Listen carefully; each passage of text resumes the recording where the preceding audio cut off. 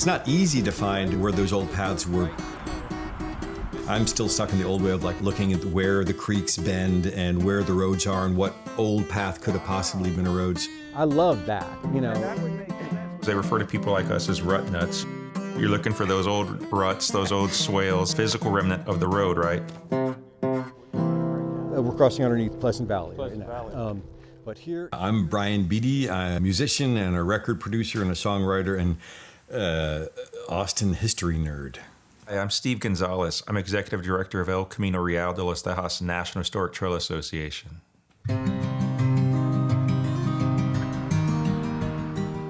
The Camino Real de los Tejas is the road that led to the founding of Texas. There are multiple routes that had different names historically.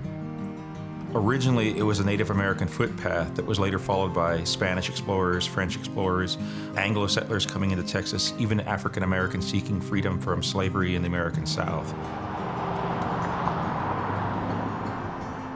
Lots of roads that we know nowadays are part of the trail. That 35 corridor between San Antonio and Austin, I mean, that is a prime example of that old footpath turning into a massive modern superhighway, right? I want to just continue with the walking because there's a couple of interesting things up on this side, but this is it is a fast. I had heard the Camino Real described as it goes through Austin. I just mostly was fascinated with the fact that this wasn't explored very commonly in Austin's self-image. Falls as well, so. And so I don't know how well you can see this, but here is a map, right? And so Onion Creek, right? We're out here. Right. It goes right through the edge of Dove Springs. And that pretty much aligns with the study route we're looking at that could become an official part of the trail. Yeah. this is Slaughter, there's William Cannon, and then you can see this study route right here connecting in with the currently congressionally designated route. And then right up here is the Montopolis crossing. We're confirming physically on the ground what we've learned in the written record. Yeah, it's so exciting.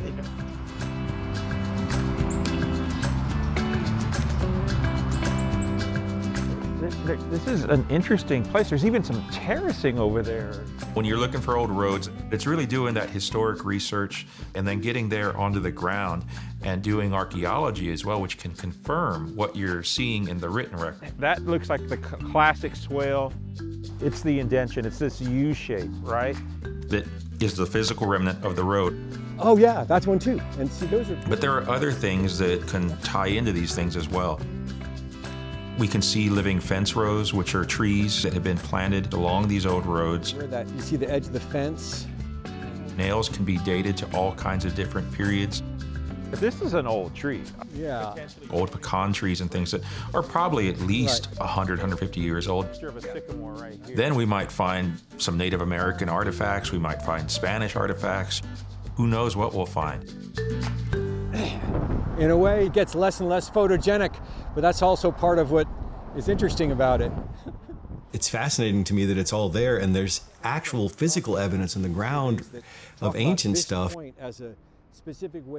it's very quickly, all the land is getting gobbled up.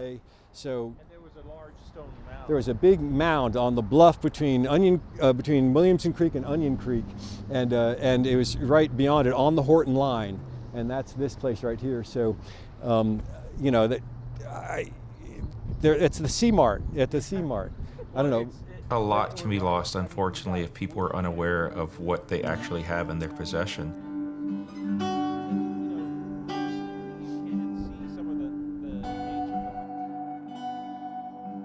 Well, I'm interested to see the maps and then hopefully get a little peek at what some of this looks like on the ground as well. Yeah. You have more of a sense of the Camino in some of the smaller towns and in San Antonio, but for some reason, people don't talk about it here quite as much.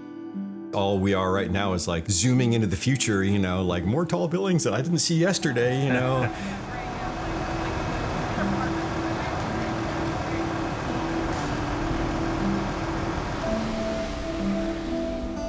We cannot try to stop people from developing their private land, but we can try to work with them proactively so that they can protect that archaeological site, that historic resource. And suddenly that place that is so mundane, it can come to life in a different way.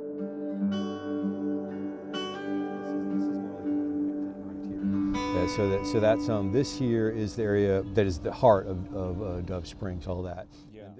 Right now, we're actually working to create a report that will focus on the trail between San Antonio and Austin, that will be shared with elected officials, planning departments, parks departments, developers, so that they can see and understand, look, there's something here, and even though we might develop this small stretch of property, we can protect this archaeological remnant and actually benefit from it.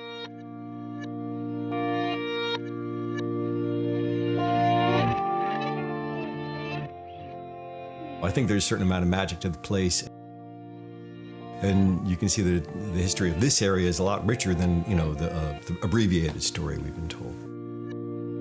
Trails, they bring people and places together. It's a Native American footpath followed by Spanish, French, Anglo settlers, African American people coming into Texas. And so if we understand that we all have a piece of that history, it shows that we have commonalities that we may not know.